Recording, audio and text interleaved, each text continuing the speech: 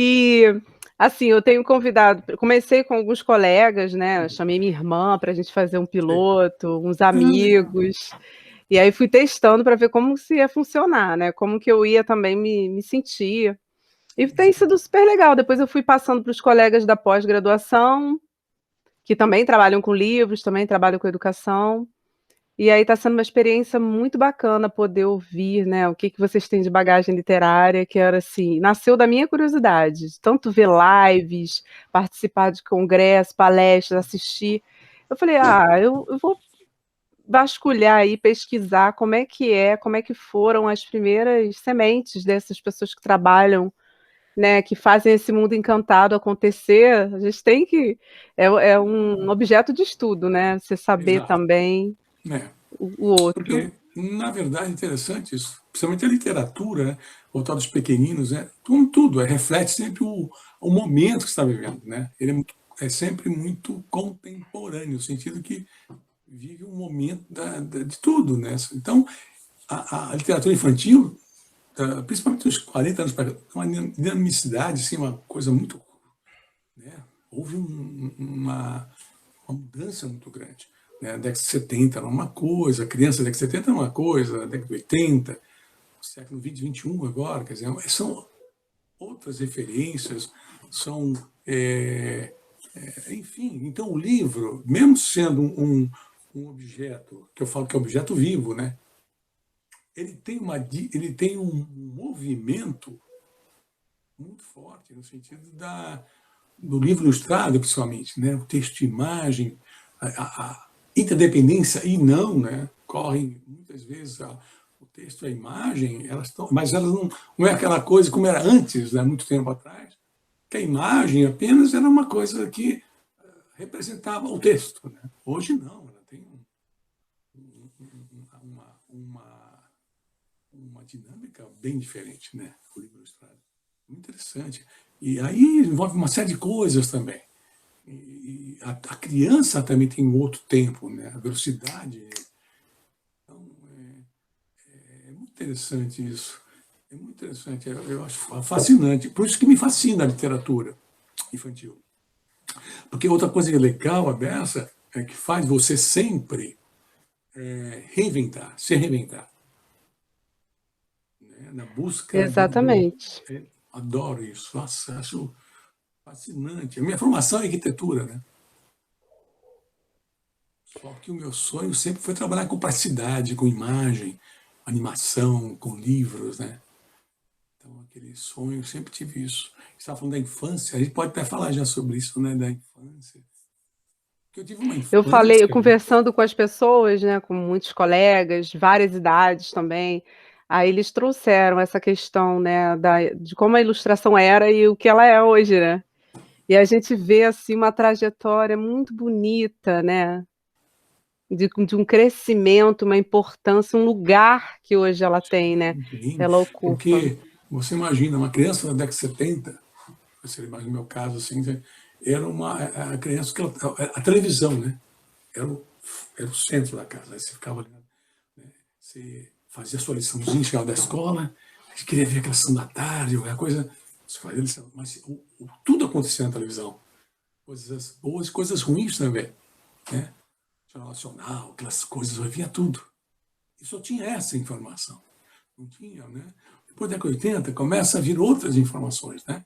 Começa outra. E agora, então, é muita coisa. Você não fica só restrito àquilo. Então, uma criança, quando você traz o livro, ele tem que trazer uma dinamicidade, uma força, um movimento, um atrativo, né, que está muito ligado a esse momento que a criança vive. Né? Ao mesmo tempo, quase oposto, nós tínhamos uma infância, eu tive uma infância de muita ludicidade, muita brincadeira de rua.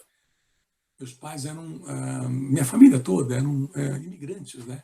Então, para eles, era uma coisa muito forte o livro e o amor, né? Coisa né, de abraçar. Eu falo muito que meu pai era um homem alto, grande, forte, bonito, sabe?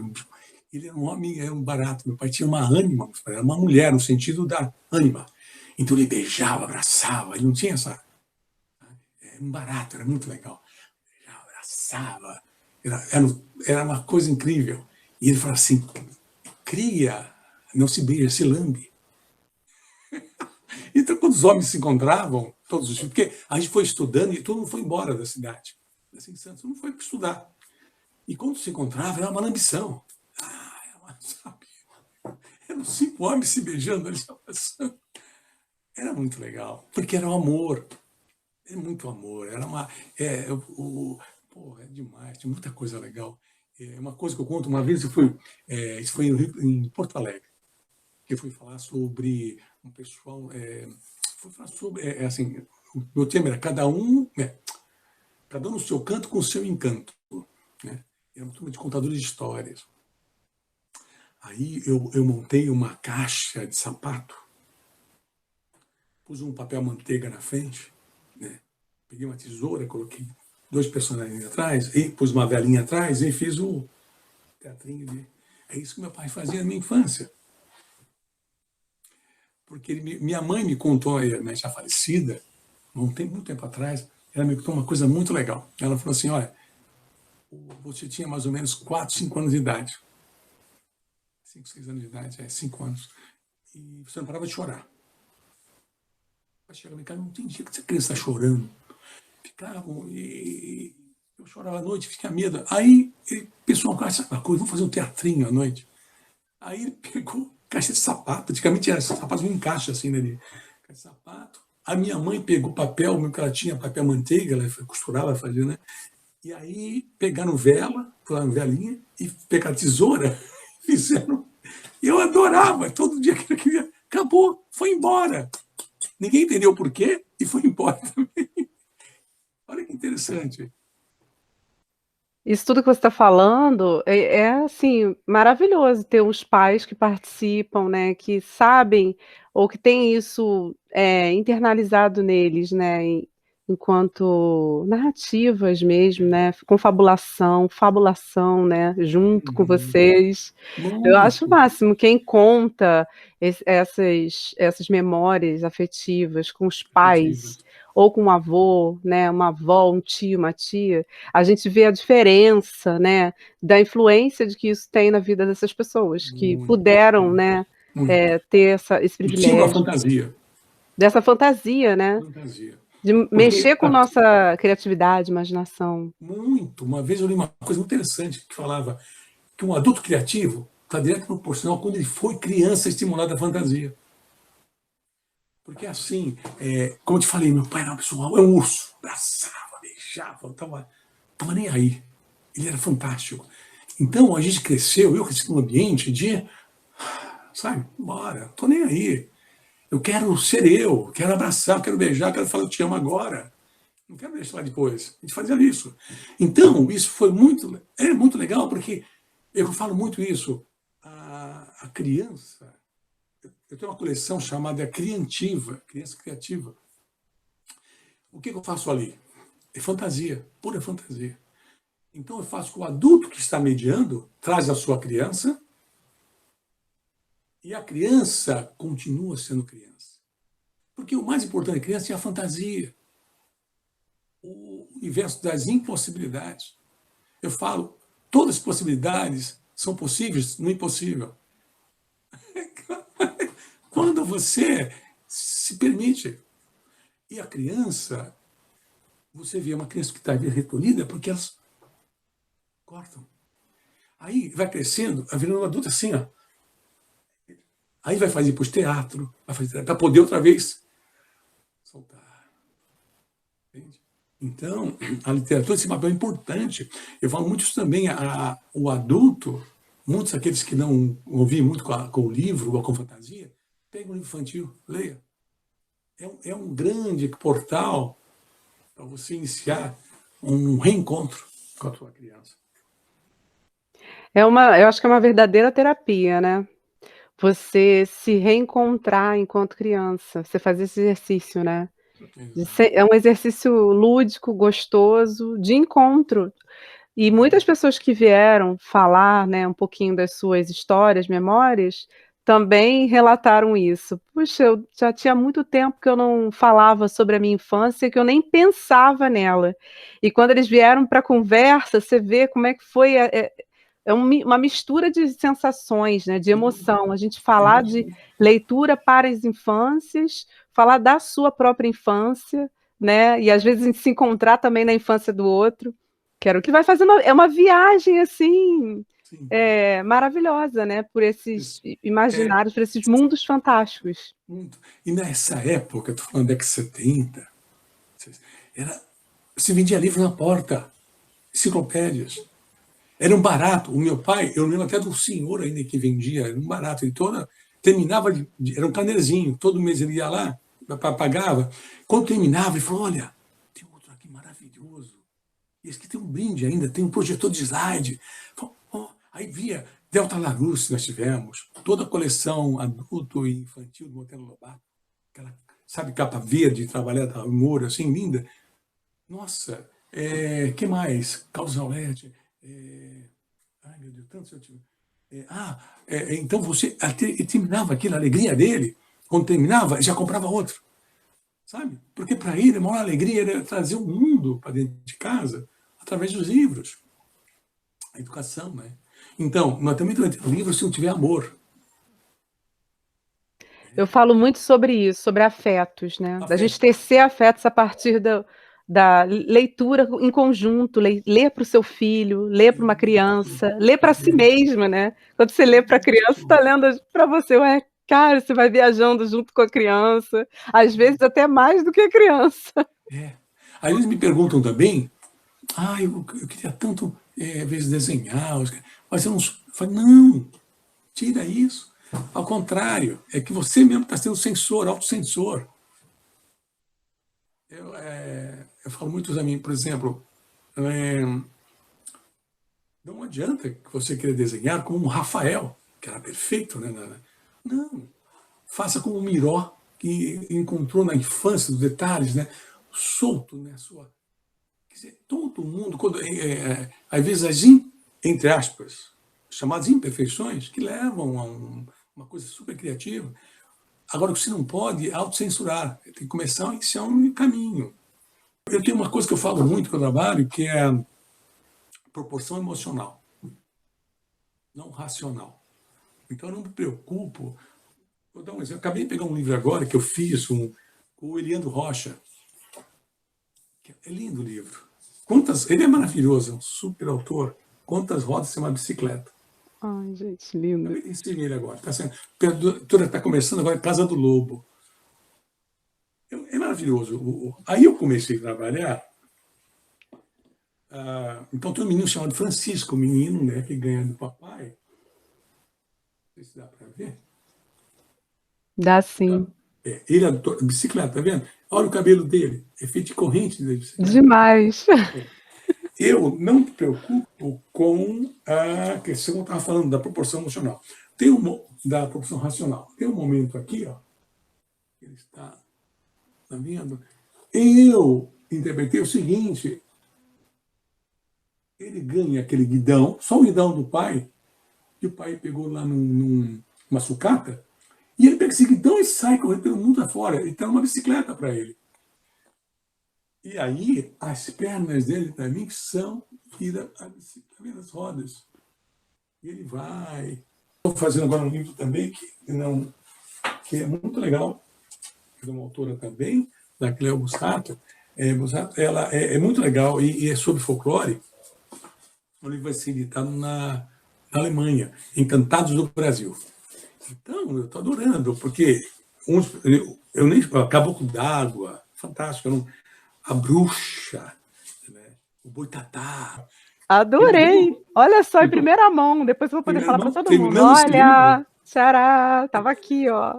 depois você vai ver. Muito lindo, porque o texto vai, né? Conforme ele vai penetrando, vai conseguindo cada vez mais fundo, chegando no. É como se fosse dentro de você mesmo, né? Aí vai de obscuro, ele consegue vencer, e aí o texto, ele entra com a imagem. Mas essa coisa do imigrante é interessante, porque eles sempre queriam dar para o filho aqui muitas coisas que foram retiradas deles, assim, né? Porque são muito retirados, eles são imigrantes naquela época, imagina, hoje em dia é fácil você imigrar. Porque com a internet você sabe tudo que está acontecendo. Mas minha mãe contava, os meus avós, eles sabiam só uma coisa do Brasil, que tinha terra para trabalhar, alimento, né, para comer, né, assim, e falava a língua portuguesa. Eles sabiam que era o Brasil. Imagina, eram camponeses, no norte de Portugal, divisa com a Espanha. Não, nada, não sabia. Garotos saíam assim, foram para o porto de Leixões e ficaram um mês viajando no navio na terceira classe, lá embaixo. Eles não subiam para pegar sol. Quem ficava sol eram os ricos, né, que pagavam, né, para ficar não. É que é assim, né, o navio tem isso, né? Você vai nessa época, né? Então, eu só via pelo convézinho ali. Quando chegaram no Brasil, foram pro... Porque assim, no Brasil foi assim, o navio veio também Madeira, Açores, aí parou no Brasil em Recife, ficaram os portugueses lá, por isso que tem muitos em Rio de Janeiro, tem muitos portugueses, né, também. Santos, e depois Florianópolis, aqui, na verdade, sul, aí vieram os açorianos para cá também, né?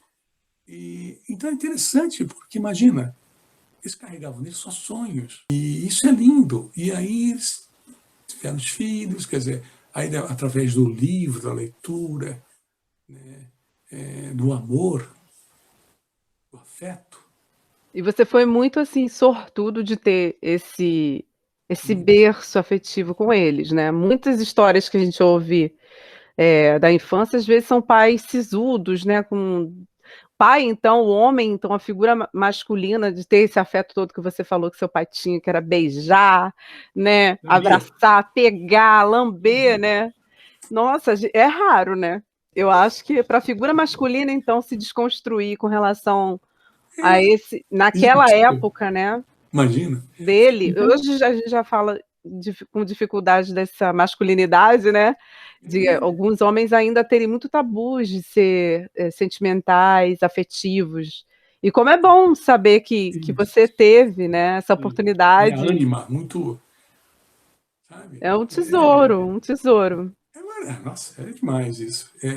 E é fantasia, o estímulo à fantasia. Por isso que eu falo, sem fantasia não há literatura. Ela que move a literatura para a criança. Uma coisa que eu ia te perguntar, você se lembra, assim, dessa época, de algum conto ou algum livro que tenha marcado também? Então, interessante isso. Eu com o primeiro livro que eu ganhei, infantil, foi com 7 anos de idade. Foi o Cazuza, Viriato Correia, que era o nosso Tom Sawyer brasileiro, vamos dizer assim, né? E gozado que a companhia, foi editado pela Companhia Nacional, que foi Monteiro Lobato, né? Que, na década de 20, e eu me lembro ainda que Melhoramentos, depois, acho que foi Melhoramentos, que lançou uma edição especial, porque eu tinha ele ainda, o antigo, depois meus pais morreram, eu perdi muita coisa. Naquele antigo que você ainda tinha costura, não tinha mais lombada, sabe? E tinha aquela linda desenho feito de pena e tal. Depois acho que foi Melhoramentos, lançou uma edição especial, como fosse. Eu tinha ele aqui ainda, há uns 15 anos atrás, eu comprei. Então, o primeiro que eu ganhei foi esse. E depois, com 9 anos, eu ganhei da minha mãe, que eu nunca vou esquecer, o Pequeno Príncipe. Pequeno Príncipe. Até hoje eu não... Eu carrego comigo, adoro a imagem. Inclusive, tem ali, quando na Inglaterra, trouxe livro em inglês também, porque eu adoro o Pequeno Príncipe. A história toda, como é que foi, né? Ficou... o próprio autor, né, virou um mito, né? Parece que encontraram agora, né? Mas mesmo assim, ele ficou com uma história dele. Né? Será que não? Será que não houve mesmo esse encontro no deserto? Porque ele era um viador mesmo? Por que não? Por que não? Da lucidade mesmo, tão bonito, e aqueles desenhos dele mesmo, né, do Zuperi. Outra coisa também, mas aí já era maior, já tinha meus 12 anos, né? O Ziraldo também, que para mim foi uma... E eu me lembro de Santos, era garoto, ele foi lá, era uma cadeia chamada Cadeia de Poupança Continental. Eu me lembro que nessa época a gente fazia poupança, uma latinha, assim, sabe? Que você ia pondo moedinha ali. E ele foi inaugurar o espaço uma exposição. E quando eu vi assim, eu fiquei encantado. E aí eu reencontrei ele na Livraria da Vila, em São Paulo, em 95, 96. Minto, e lembrei também uma coisa importante. Na minha infância, ele lançou na época, bem antes, né? A Turma do Saci Pererê, né? Que é maravilhoso. Então tem a onça, né? Tem um tatu, é maravilhoso. E aí a própria Melhoramentos relançou na década de 90. Foi quando eu encontrei ele na livraria. Eu comprei, e ele fez na dedicatória, tinha aqui. Essa Turma do Saci Pererê era maravilhosa. Ele pega, já era ecológico, ele pega a nossa onça, sabe? Era demais. Assim, o Ziraldo também é um fascinante. Ziraldo também marcou bastante a minha infância e adolescência. O Fricts, né? Que é maravilhoso, Fricts. Eu amava o Menino Maluquinho. Amava. Eu me via muito menina maluquinha também ali. Era ótimo. Eu falei, então, eu falo muito isso quando há um encontro, a gente vai num encontro com, enfim, seja qual for, e eu falo assim, o livro é tão vivo que nós estamos aqui por causa dele. Isso mesmo. Ele é vivo. Bom, e assim vai, são tanta prosa, tanto livro, é tão gostoso. Muito obrigada. Eu estou aqui, mergulhada, adorei as histórias, muita luz no seu caminho. Olha, muito obrigada, tá? Eu que agradeço. Boa noite para você e a gente se encontra. Vamos encontrando aí. Obrigado. Gratidão. Até a próxima. Beijo. Tchau, Beijo. tchau.